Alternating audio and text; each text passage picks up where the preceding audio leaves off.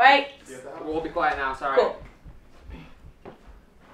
This is my 10th we day, which is, okay, it's basically my longest relationship ever, to be honest.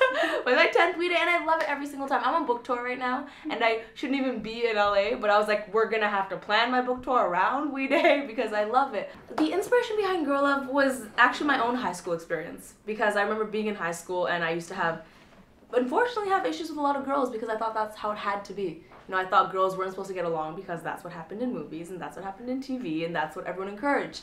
And I thought that maybe that was some unique case just for me. But when I went back to high schools and did public speaking as Superwoman, I noticed that not a lot has changed. And girls are still encouraged by society and their peers to be at each other's throats. That was the inspiration behind Girl Love.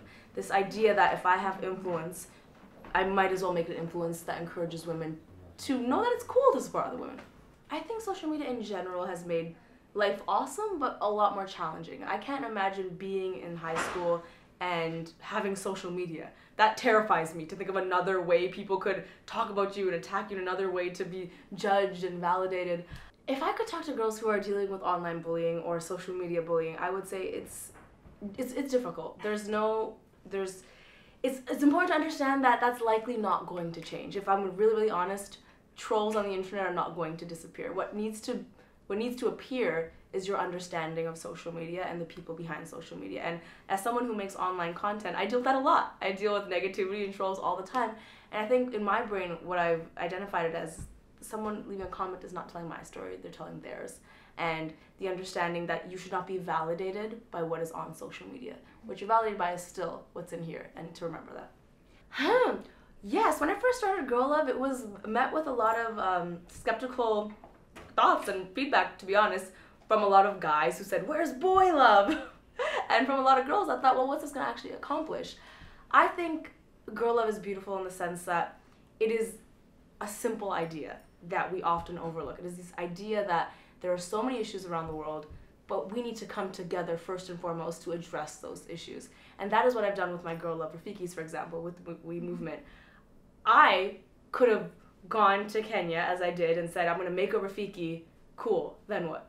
But I got my community together to be like, now let's sell these Rafikis, let's send these girls in Kenya to school. It's all about coming together. And when I first started Girl Love, I never thought I would be able to do things like make a Girl Love Rafiki and help send girls to school. I never thought it would get me into the White House to talk about women's education with Michelle Obama. So I had a lot of doubts about Girl Love when I first started, but the mission was always very true to my heart. And so I kept going, and I have no doubt that Girl Love will reach new heights now.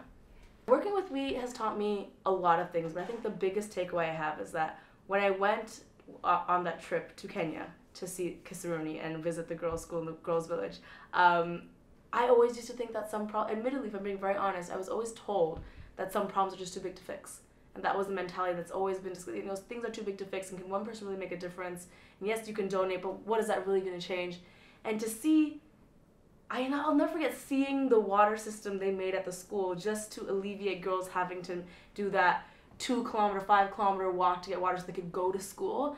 I remember being so mind blown because I thought, wow, I wish everyone who told me problems are too big to fix could see this, because this is a problem that has been fixed because someone chose to fix it. And so really no problem is too big to fix. That's the #1 takeaway I ever got from We.